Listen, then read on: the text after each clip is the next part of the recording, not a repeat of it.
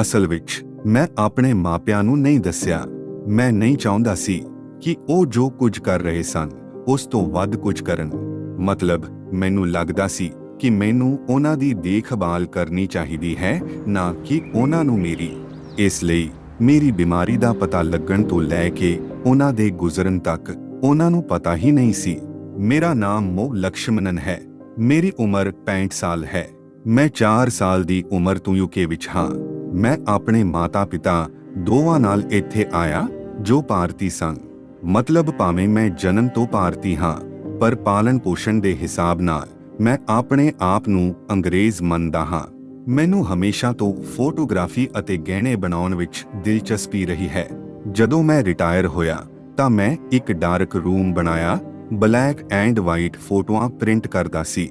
ਅੱਜਕੱਲ ਮੈਂ ਇੰਨਾ ਕੁਝ ਨਹੀਂ ਕਰਦਾ, ਪਰ ਅਜੇ ਵੀ ਮਿਊਜ਼ਿਕ ਪਲੇ ਕਰਦਾ ਹਾਂ।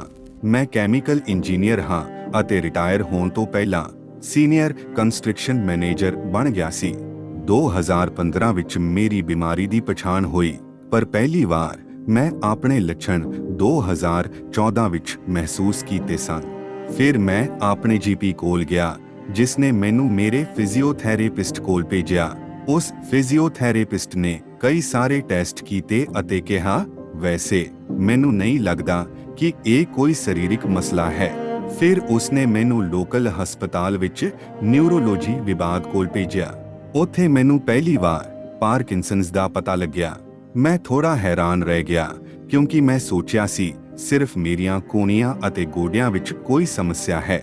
ਅਤੇ ਆਖਰਕਾਰ ਮੈਂ ਉਸ ਕੋਰਸ ਵਿੱਚ ਗਿਆ ਜੋ ਮੇਰੇ ਇਲਾਕੇ ਦੀ ਪਾਰਕਿੰਸਨਜ਼ ਨਰਸ ਨੇ ਆਯੋਜਿਤ ਕੀਤਾ ਸੀ, ਅਤੇ ਮੇਰਾ ਖਿਆਲ ਹੈ ਉੱਥੇ ਹੀ ਮੈਨੂੰ ਪਾਰਕਿੰਸਨਜ਼ ਬਾਰੇ ਸਭ ਤੋਂ ਜ਼ਿਆਦਾ ਜਾਣਕਾਰੀ ਮਿਲੀ। ਏਸ਼ੀਅਨ ਸੱਭਿਆਚਾਰ ਵਿੱਚ ਅਸੀਂ ਲੋਕਾਂ ਨੂੰ ਨਿਰਾਸ਼ ਨਹੀਂ ਕਰਨਾ ਚਾਹੁੰਦੇ, ਅਤੇ ਮੈਨੂੰ ਲੱਗਾ ਕਿ ਕੁਝ ਹੱਦ ਤੱਕ ਇਹ ਮੰਨ ਕੇ ਕਿ ਮੈਨੂੰ ਕੁਝ ਹੋ ਗਿਆ ਹੈ, ਮੈਂ ਉਹਨਾਂ ਨੂੰ ਨਿਰਾਸ਼ ਕਰ ਰਿਹਾ ਹਾਂ। ਤੁਸੀਂ ਬਸ ਮੁਸਕਰਾ ਕੇ ਸਹਿੰਦੇ ਰਹਿੰਦੇ ਹੋ, ਪਰ ਇਸ ਮਾਮਲੇ ਵਿੱਚ ਮੁਸਕਰਾ ਕੇ ਸਹਿਣਾ ਕੰਮ ਨਹੀਂ ਆਉਂਦਾ। ਤੁਹਾਨੂੰ ਲੋਕਾਂ ਨਾਲ ਗੱਲ ਕਰਨੀ ਪੈਂਦੀ ਹੈ, ਤੁਹਾਨੂੰ ਜਾਣਕਾਰੀ ਲੈਣੀ ਪੈਂਦੀ ਹੈ। ਅਤੇ ਭਾਵੇਂ ਮੇਰੇ ਬਾਕੀ ਪਰਿਵਾਰ ਨੂੰ ਪਤਾ ਸੀ, ਅਸੀਂ ਸਭ ਨੇ ਮਿਲ ਕੇ ਮਾਤਾ-ਪਿਤਾ ਨੂੰ ਇਸ ਗੱਲ ਤੋਂ ਅਣਜਾਣ ਰੱਖਣ ਦਾ ਫੈਸਲਾ ਕੀਤਾ, ਖਾਸ ਕਰਕੇ ਇਸ ਲਈ ਕਿਉਂਕਿ ਮੇਰੀ ਮਾਂ ਨੂੰ ਅਲਜ਼ਾਈਮਰ ਸੀ ਅਤੇ ਇਹ ਦੱਸ ਕੇ ਉਹਨਾਂ ਨੂੰ ਕੋਈ ਫਾਇਦਾ ਨਹੀਂ ਹੋਣਾ ਸੀ। ਨਾਲ ਹੀ ਮੇਰੇ ਪਿਤਾ ਜੀ ਨੂੰ ਵੀ ਡਿਮੈਂਸ਼ੀਆ ਸ਼ੁਰੂ ਹੋ ਰਹੀ ਸੀ ਅਤੇ ਇਹ ਦੱਸ ਕੇ ਉਹਨਾਂ ਨੂੰ ਕੋਈ ਫਾਇਦਾ ਨਹੀਂ ਹੋਣਾ ਸੀ। ਜਦੋਂ ਤੋਂ ਮੈਨੂੰ ਪਾਰਕਿੰਸਨਜ਼ ਹੋਇਆ ਹੈ, ਮੈਨੂੰ ਬਹੁਤ ਜ਼ਿਆਦਾ ਪਲਾਨ ਬਣਾਉਣ ਦੀ ਲੋੜ ਪੈਂਦੀ ਹੈ। ਇੱਕ ਗੱਲ ਜੋ ਮੈਨੂੰ ਕਰਨੀ ਪੈਂਦੀ ਹੈ, ਮੈਂ ਜਾਣਦਾ ਹਾਂ, ਜਦੋਂ ਮੈਂ ਸਵੇਰੇ ਉੱਠਦਾ ਹਾਂ, ਮੇਰੇ ਅੰਦਰ ਦਵਾਈਆਂ ਸਭ ਤੋਂ ਘੱਟ ਹੁੰਦੀਆਂ ਹਨ, ਕਿਉਂਕਿ ਮੈਂ ਰਾਤ ਭਰ ਕੋਈ ਦਵਾਈ ਨਹੀਂ ਲਈ ਹੁੰਦੀ। ਇਸ ਲਈ ਮੈਨੂੰ 1 ਤੋਂ 1.5 ਘੰਟਾ ਲੱਗ ਜਾਂਦਾ ਹੈ ਕੁਝ ਠੀਕ ਹਾਲਤ ਵਿੱਚ ਆਉਣ ਵਿੱਚ, ਅਤੇ ਉਸ ਸਮੇਂ ਲਈ ਮੈਂ ਬਸ ਇੱਧਰ-ਉੱਧਰ ਘੁੰਮਦਾ ਰਹਿੰਦਾ ਹਾਂ, ਮੁਸ਼ਕਲ ਨਾਲ ਤੁਰਦਾ ਹਾਂ ਅਤੇ ਚਾਹ ਬਣਾਉਣ ਦੀ ਕੋਸ਼ਿਸ਼ ਕਰਦਾ ਹਾਂ।